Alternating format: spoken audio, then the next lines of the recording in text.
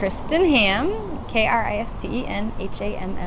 So I have Lilia Grace. She'll be 4 the end of June, and I like her a lot. You know, it's like parents always love their kids, but I like her. She's really spicy, and she's passionate, and she loves people. She's like the most extroverted person I've ever met. She's crazy. She like says hi to everybody and wants to tell them about the latest happening in her life, and she's really sweet and tender, also really caring. She smothers her little brother with affection, like always says, hug, kiss, Everett, hug. She just loves him so much, and he's annoyed by her.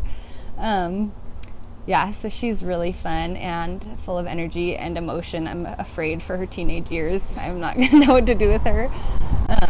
But a little ball of life. Like, she lights up a room and she brings life and joy where she goes. And then Everett, he's just 1.5, and he is really different than her.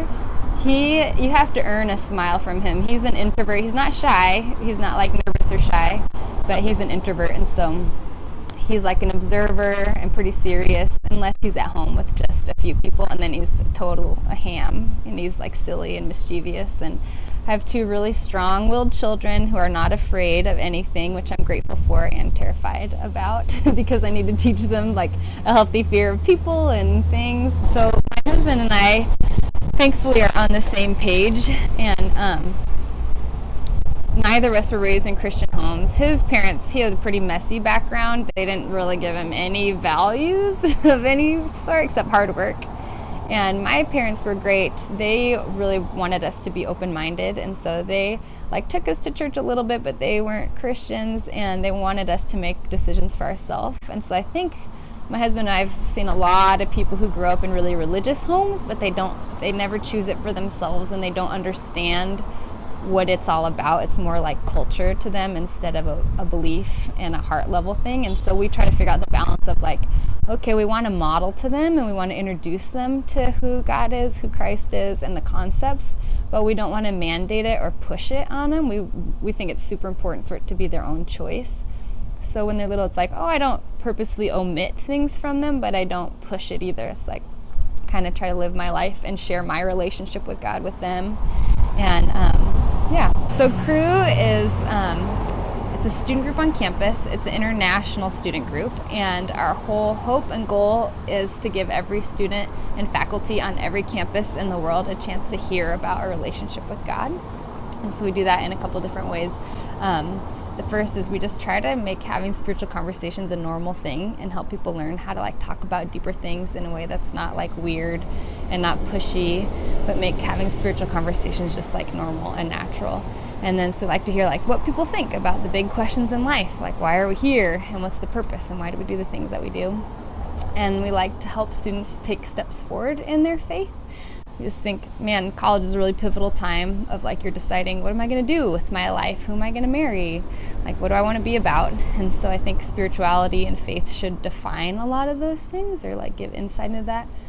So I want to help people learn to know God, to walk with Him, and then learn how to communicate about faith in a normal way and help other people grow too. So that's kind of why we exist and what we do. That's hard. There's a lot of things that I love. I think, honestly, it sounds cheesy, but seeing people's lives change and seeing them grow into who they are and being satisfied and feeling whole, being people who are internally at peace, and they offer that to other people too. And I think I love watching that. I love watching somebody just transform before my eyes, from the inside out. Is really addicting. Say the hardest part is balancing everything and trying to balance all of that and still be a good mom and be a good wife and maintain my own friendships and my own family relationships. I think that's my least favorite part about it. Yeah, I think it's the best and the worst of both worlds because the best because I get to do something I love on campus, and I get to have a family, and I adore my children, and so I feel really grateful I get to do both.